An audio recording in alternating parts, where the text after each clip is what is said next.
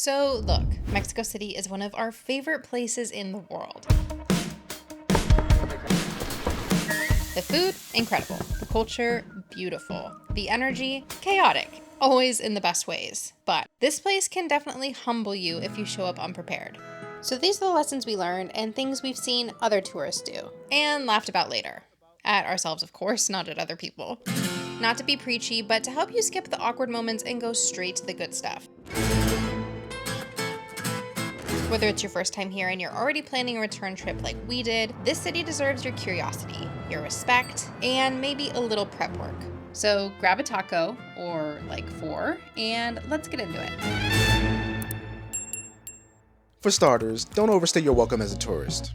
Mexico City is beautiful. It's affordable for most visitors, the tacos are bomb, we get it.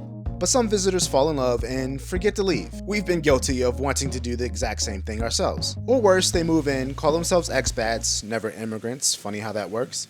Don't come demanding change for your comfort. Travel should involve breaking out of your comfort zone just a little bit. If you don't care about learning Spanish or connecting to the local culture, they won't want you here. We've met some really cool people with stories we would have never heard if we didn't just ask. It's one of our favorite things about traveling. Mexicans are super friendly if you just put in a little effort to understand their way of life. Speaking of putting in a little bit of effort, do yourself a favor and learn some Spanish phrases. Sure, English is common in touristy spots, but don't bet on it everywhere. A few Spanish basics go a long way. Learn how to greet, how to order, how to say thank you. Hola. Hola, mesa para dos personas. Gracias. Hasta luego. When you meet someone on the street, need directions, or stop into a store, greet them with buenos dias, buenas tardes, or buenas noches, depending on the time of day. It might seem like a small thing, but politeness is a big thing here. Otherwise, you can come off a bit rude without meaning to. Even when we absolutely butcher our Spanish, people still appreciate the effort. We've had conversations in broken Spanish, sometimes half charades, and never once were met with anything but patience. ¿Cómo se dice scrambled? Revueltos. Revueltos, sí, gracias.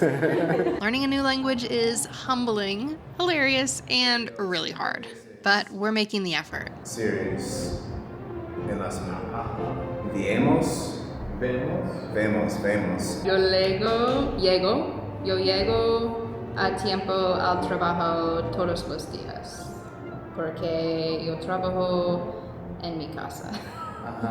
The funny thing about being a couple of introverts is that when we travel, sometimes we have to talk to people. So I'm already not confident in my Spanish as it is, so it was a little bit of a challenge. Over 600 million people in the world speak Spanish, and Mexico has the largest population of them. It's definitely worth knowing how to say more than hola and gracias.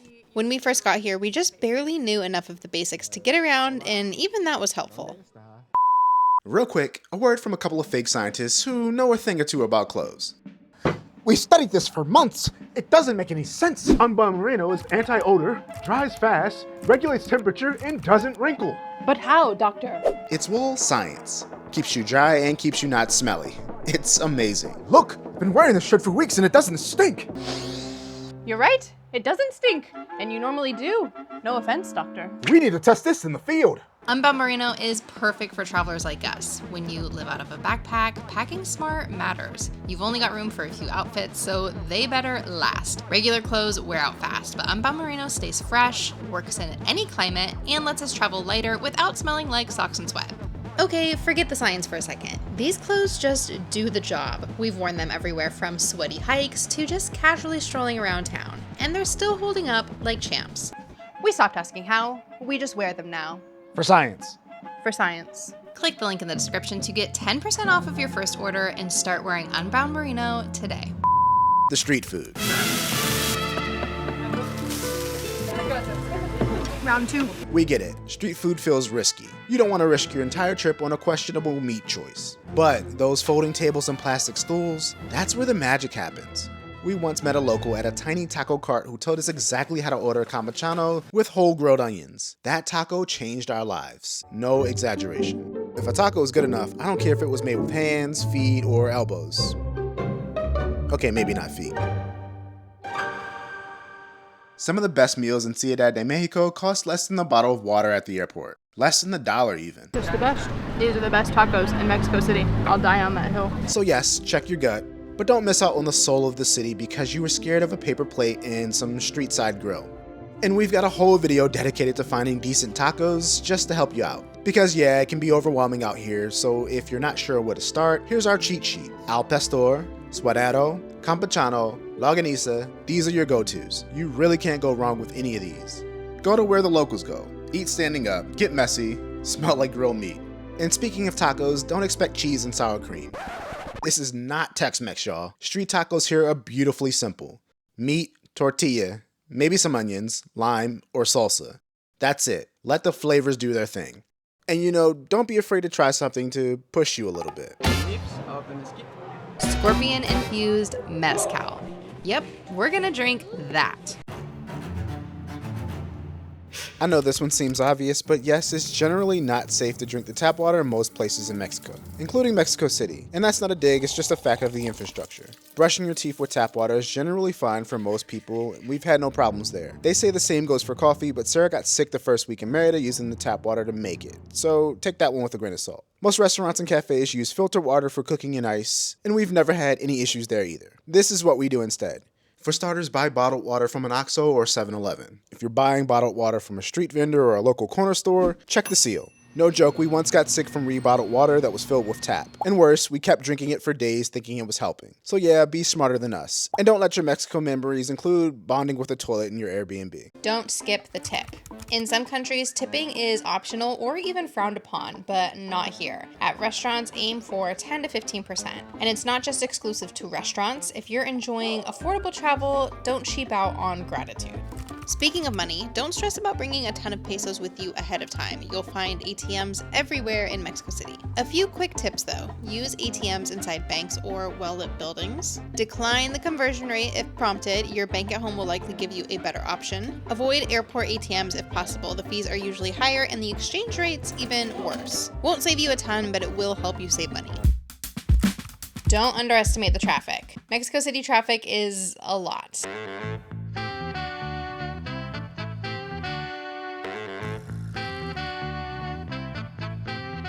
It's no joke. A 10-minute Uber can turn into an hour-long existential crisis if you hit rush hour, which basically seems like is all the time. Ubers are the most convenient, but if you're trying to save time and money, consider the metro. It's insanely affordable and way faster during peak traffic because they have their own bus lanes.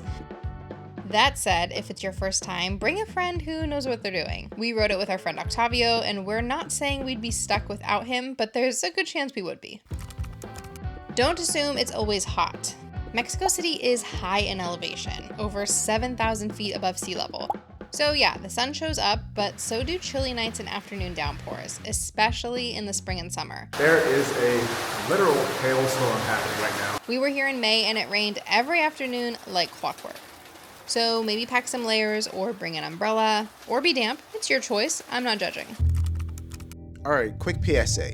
If you're visiting ruins, museums, or anything ancient, don't touch the artifacts. And definitely don't climb on anything you're not supposed to. You will get kicked out, yelled at, or even fined. But if there's a rope, a sign, or a guard side-eyeing you, that's your clue. Plus, come on, these sites are thousands of years old. They're not jungle gems, they're history.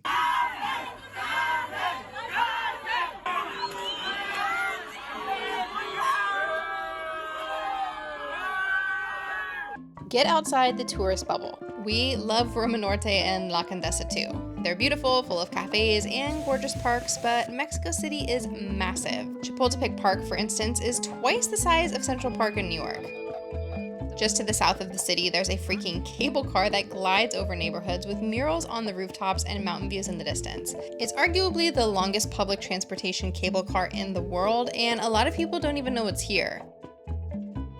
Then there's Xochimilco,